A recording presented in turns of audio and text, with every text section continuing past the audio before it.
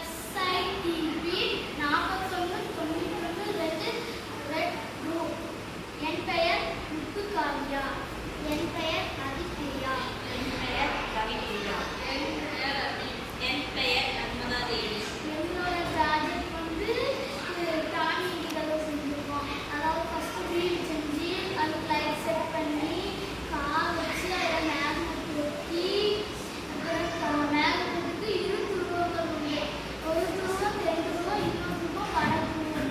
எதிரெதிர் துருவங்கள் ஈர்க்கும் பொழுது தானியங்கிகள் தானாகவே கிடைக்கிறது. வந்து இப்போ திறக்கிறது.